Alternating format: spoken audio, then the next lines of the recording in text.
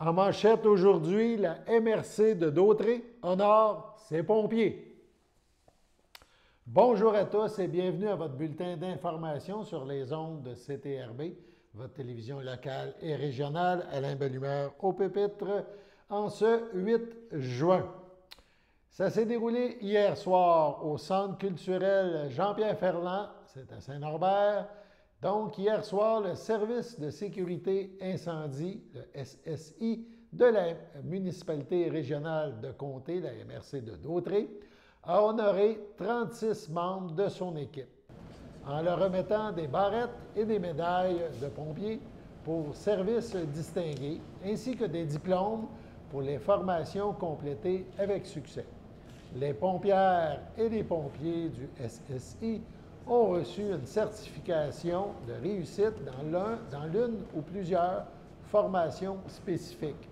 On parle de pompier 1, matière dangereuse, sensibilisation, matière dangereuse, opération, officier non urbain, opérateur autopompe, autosauvetage, sauvetage sur glace niveau technicien et intervention en présence de gaz inflammable.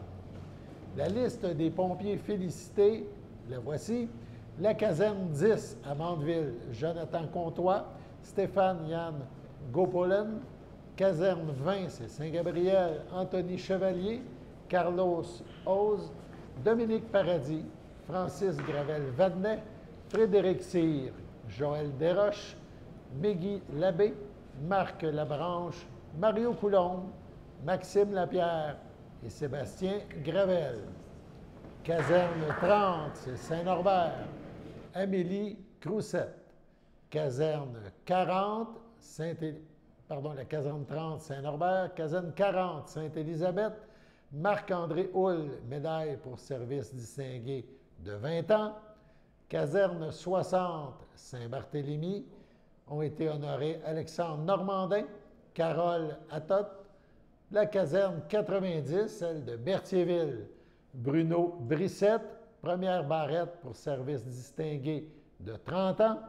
David McKenzie, Dominique Carpentier, Éric Carpentier, Jonathan Rivard. Donc, Jonathan Rivard, médaille pour service distingué, 20 ans.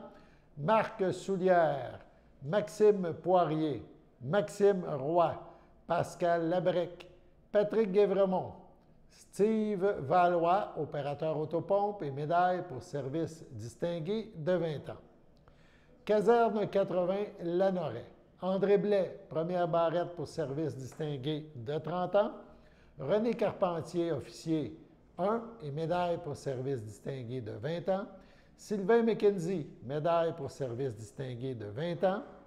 La caserne 90, La Valtrie, Antoine Lewis, Carmel Boisjoli, deuxième barrette pour service distingué de 40 ans. Cédric Babeux, Cédric Boisjoli et Daniel Brazeau, l'ancien directeur, deuxième barrette pour service distingué de 40 ans. Le président du comité de sécurité incendie, aussi maire de la ville de Saint-Gabriel, a fait une courte allocution lors de cette présentation. On l'écoute. Gens du service de sécurité incendie, dans les médias, chers invités de la MRS, bonsoir.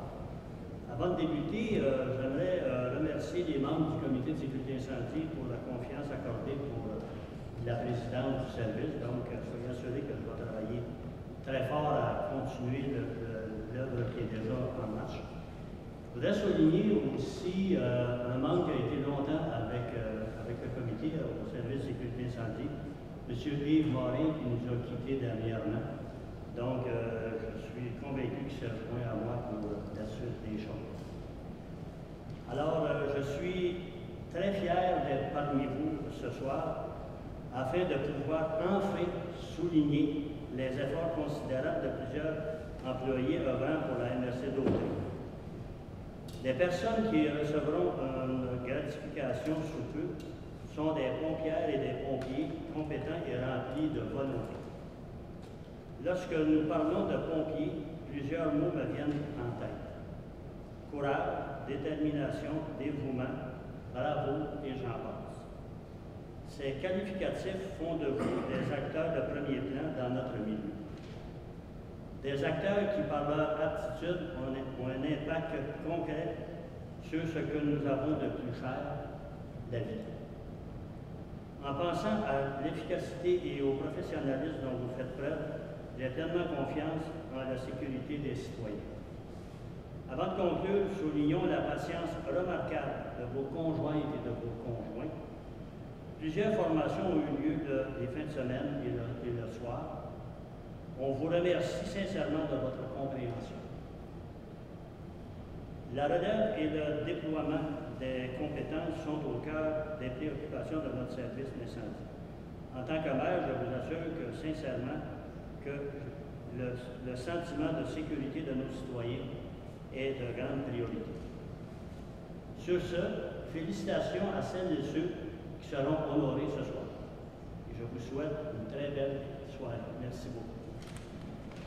Pour faire suite aux paroles du maire de Saint-Gabriel, on écoute maintenant André Roberge, le directeur du service sécurité incendie de la MRC de Dautré.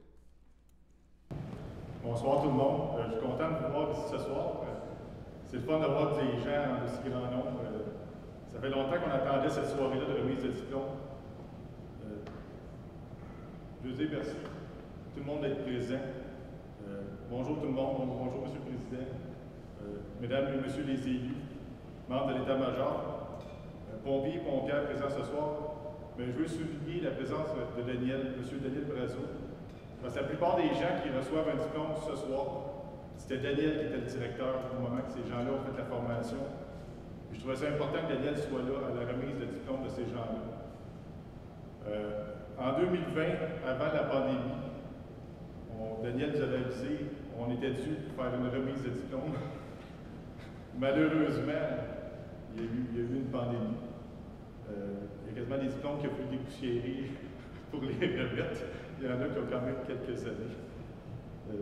On voulait organiser cet événement-là, mais on n'a pas pu. Donc, je vais commencer par m'adresser à nos médaillés ce soir. Recevoir une médaille ou une barrette, c'est un signe de longévité. C'est un signe de gens passionnés qui sont tombés dans la marmite quand ils étaient jeunes. Les citoyens de la MRC et de vos villes respectives, parce que ces gens-là étaient pompiers bien avant la création du service d'incendie de la MRC, vous disent merci. Merci pour votre temps, votre dévouement et l'expérience que vous avez au service d'incendie. Il s'en est passé des choses dans le monde des pompiers depuis 20 ans, 30 ans et 40 ans. À la blague, de temps en temps, qu'il y a eu une révolution dans le monde de l'incendie, mais c'est pratiquement ça. C'est plus les mêmes feux, c'est plus les mêmes bâtiments, c'est plus les mêmes techniques que le 40 ans. Mais en déplaise à ceux qui vont recevoir une médaille de 40 ans. C'est passé quand même beaucoup de choses dans les 40 dernières années. Vous avez su vous adapter et toujours vouloir apprendre. Le nombre d'heures de formation et d'entraînement de chacun ne se compte pas. J'espère que vos collègues pompiers vont s'inspirer de vous et faire d'aussi longue carrière, car être pompier à temps partiel, c'est exigeant. C'est une ressource qui est de plus en plus rare. Je veux vous exprimer toute ma reconnaissance pour votre parcours en tant que pompier. Je veux également remercier vos conjointes et de vous avoir partagé pendant toutes ces années. Tout le monde a l'anecdote d'un repas sur la table lors d'un souper afin de répondre à un appel. Je ne sais pas à quel point nos citoyens sont conscients de l'implication que ça demande. Merci, mesdames, de nous avoir prêté vos conjoints. Maintenant, concernant la remise de diplôme. La formation à nos pompiers n'a pas été facile pendant la pandémie. Au début, nous l'avons arrêté 8 mois. Et on a eu 8 mois pas de formation. Merci à Sylvain Rondeau d'avoir su s'adapter pendant la pandémie avec toutes les exigences que l'École nationale des pompiers du Québec demandait pour repartir la formation. Merci Sylvain. Merci par la suite à Samuel Lompré qui a pris le relais de la formation. C'est pas facile de passer des horaires, d'être obligé de changer pour toutes sortes de raisons. Merci également à Jean-Yves Delorme pour la formation sauvetage-gaz donnée cet hiver. Merci Jean-Yves. Formation qui devenait nécessaire suite au nouveau regroupement. Nous avons réussi à reprendre la formation avec plein de règles. Cela a fait en sorte que plusieurs autres pompiers ont été formés et reçoivent un diplôme ce soir. Merci à vous, pompières et pompiers, pour votre temps, les soirs et la fin de semaine. Merci pour votre compréhension lorsque la formation a été arrêtée et des règles demandées lors de la reprise. Merci car ça n'a pas été facile. D'avoir une famille, d'occuper un emploi à temps plein, d'être pompier à temps partiel, puis pour en rajouter, suivre la formation. Les diplômes que vous recevez ce soir sont mérités et pensez à tous les sacrifices que vous avez faits. Il y a de la formation de base pour être pompier, mais plusieurs d'entre vous ont plusieurs formations qui se sont ajoutées. Ces formations sont volontaires, mais nécessaires pour le fonctionnement du service d'incendie. Personne ne vous oblige à être présent à une formation spécialisée les fins de semaine, mais vous avez répondu présent. Il y a les formations qui donnent un diplôme, mais il y a aussi tous les entraînements mensuels et les formations supplémentaires.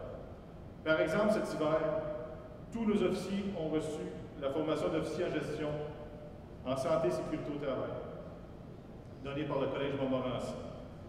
Plusieurs fins de semaine afin d'atteindre un but, réussir à améliorer le service d'incendie et par le fait même le service à la population. Encore une fois, merci aux conjoints et conjointes de vous partager comme pour nos médaillés. Je regarde à certains d'entre vous qui allaient recevoir plusieurs diplômes et je me dis, et que la famille a été patiente. La population de la MRC vous dit merci.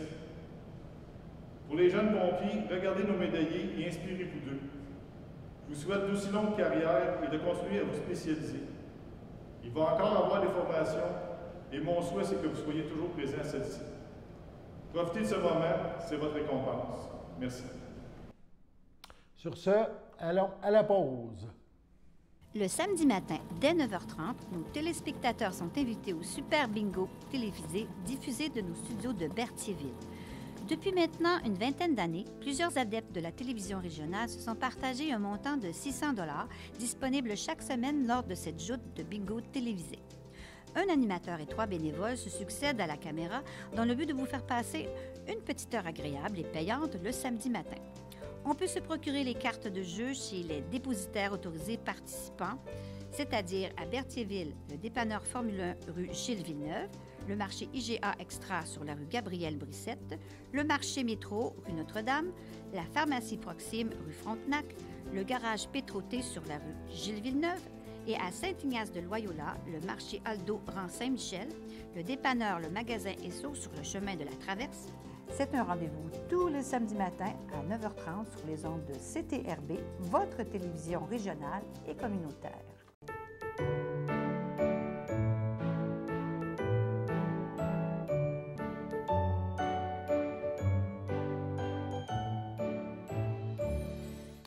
En ce 8 juin, la FADOC de l'Île-du-Pas désire souhaiter un heureux anniversaire à Colette Courchaine.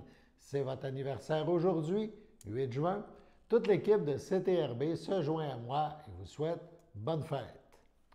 On poursuit en deuxième partie du bulletin en vous présentant une entrevue réalisée avec Yves Perron, le député de Berthier-Maskinongé.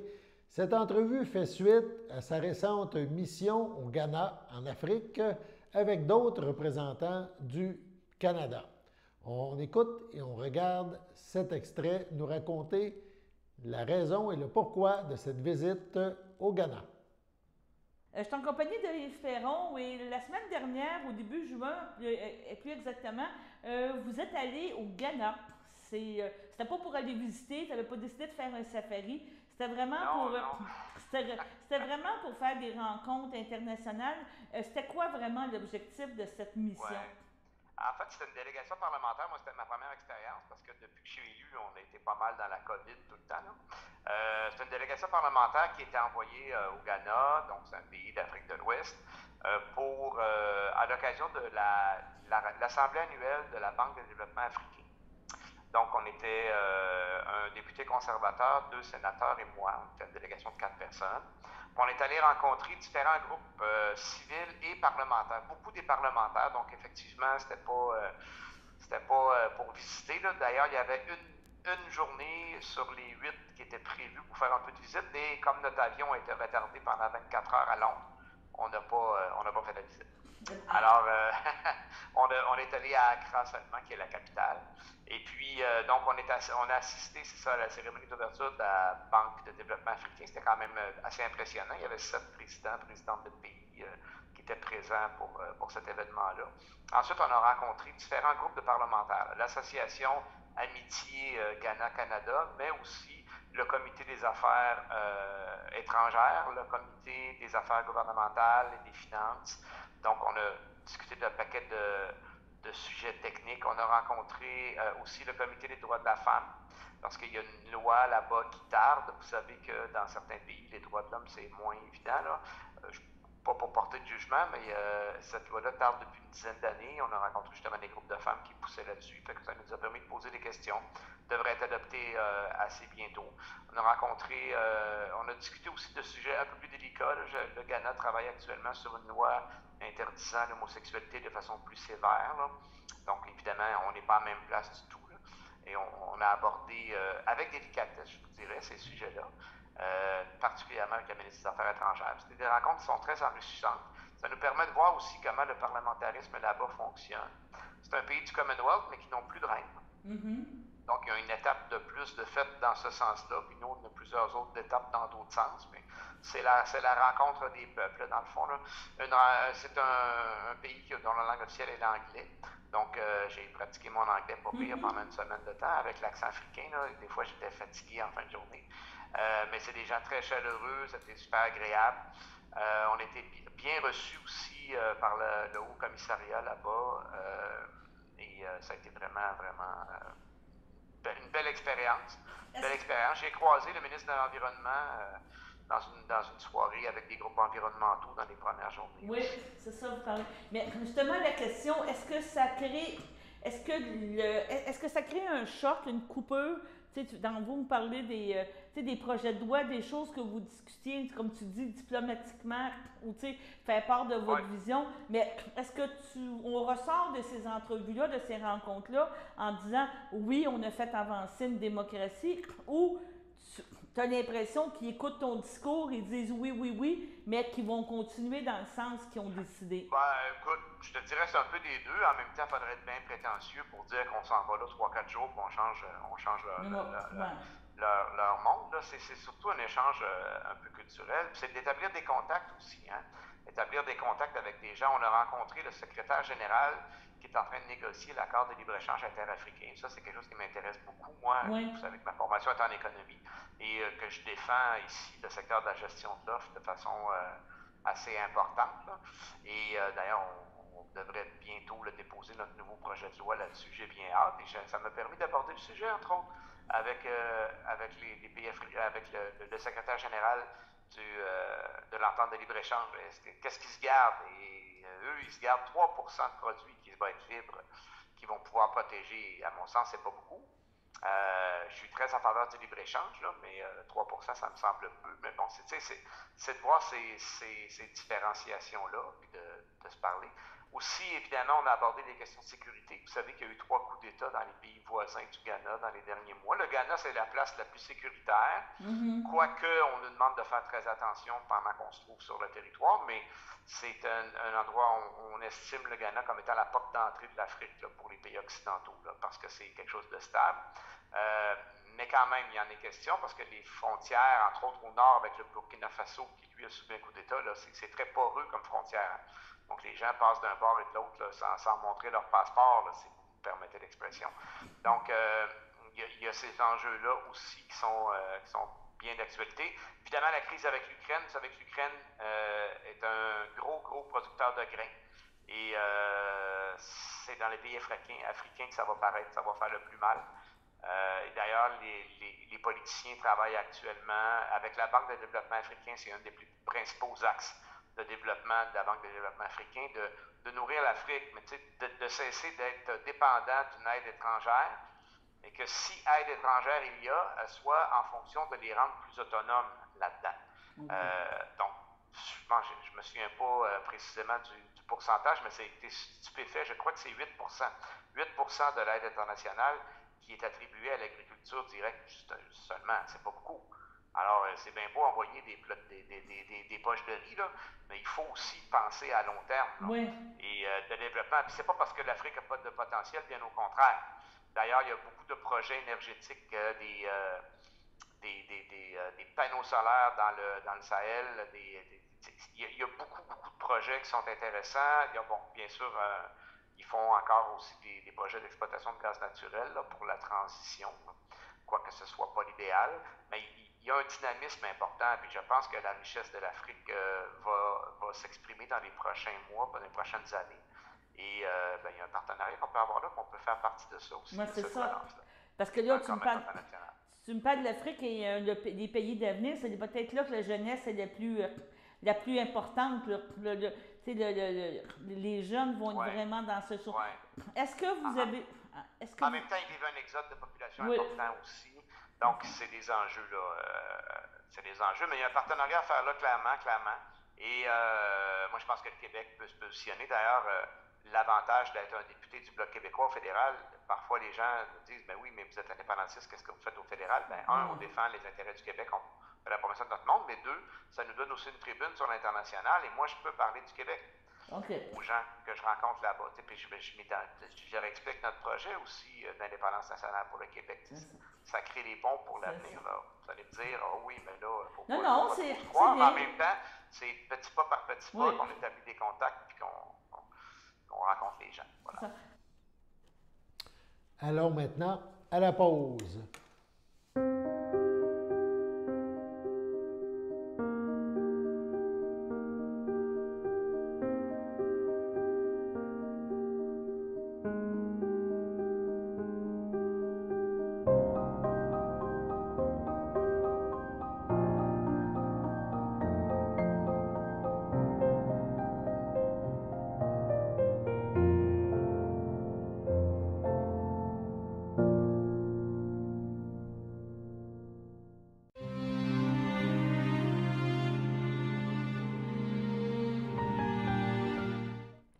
Au CHSLD Parfilia Ferland le 28 mai, à l'aube de ses 92 ans, est décédée Mme Denise Frenette, fille de feu Arthur Frenette et de feu Thérèse Descostes, demeurant à Saint-Cuthbert.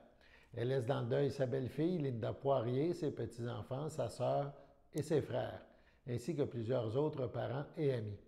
La dépouille de Mme Denise Frenette ne sera pas exposée.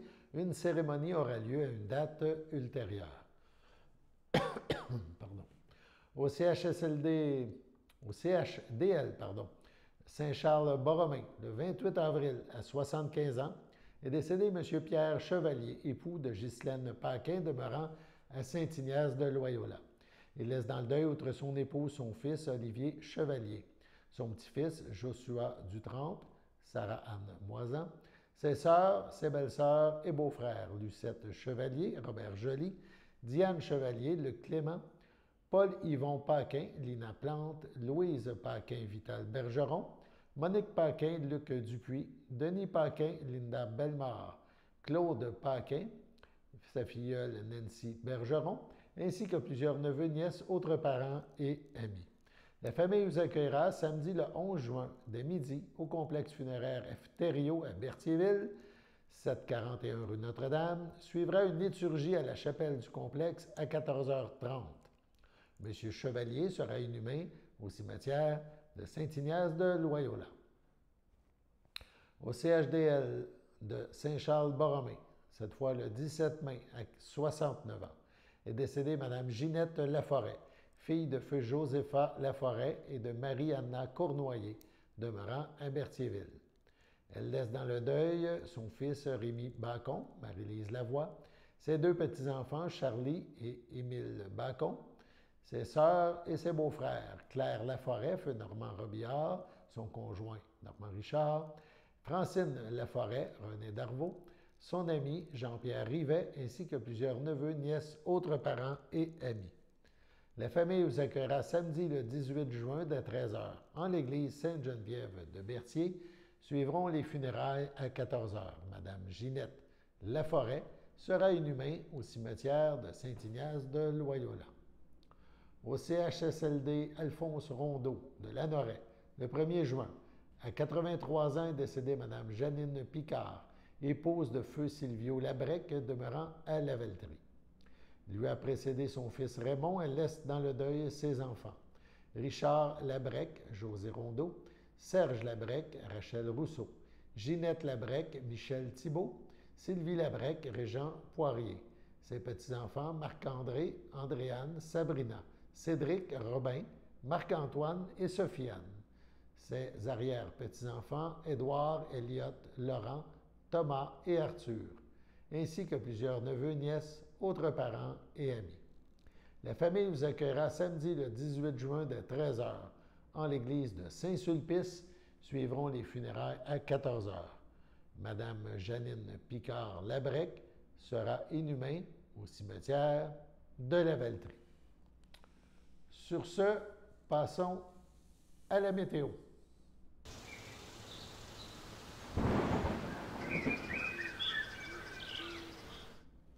Donc, météo, aujourd'hui, le soleil est revenu. Un peu de pluie ce matin, le soleil est revenu en après-midi. Le ciel sera variable ce soir, en ce mercredi soir. Même chose pour cette nuit.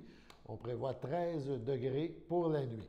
Jeudi, c'est nuageux avec risque d'averse en matinée, 16 degrés. On prévoit de la pluie, quand même pas mal de pluie en après-midi, entre 5 et 10 mm. 90 de chance de pluie, donc ça devrait tomber. Et la pluie se poursuit, même si on en parle de moins de 5 cm en soirée jeudi. Ça devrait aussi être gris, ou partiellement gris vendredi, et s'améliorer pour samedi. Voilà donc, c'était votre bulletin d'information, aujourd'hui le 8 juin, sur les ondes, un bulletin sur les ondes de CTRB, votre télévision locale et régionale. Alain Bellumeur au Pépites, qui vous invite à être des nôtres demain pour la prochaine édition du Bulletin de nouvelles sur les ondes de CTRB, votre télé locale et régionale. Sur ce, à demain, bonne fin de journée.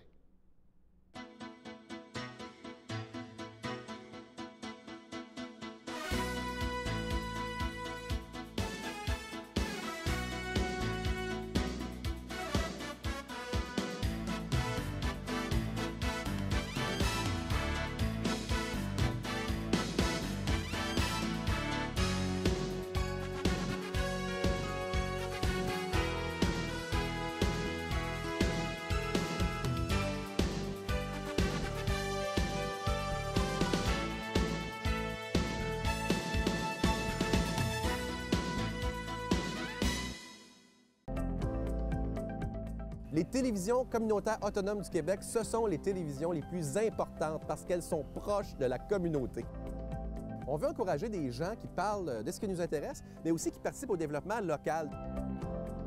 Mais c'est fini le temps là, où on allait lire une affaire qui a été écrite avant hier au bout du monde. Non! Tu veux savoir ce qui se passe chez vous? Bien, ma télé préférée, c'est la télé autonome communautaire. C'est ici que ça se passe.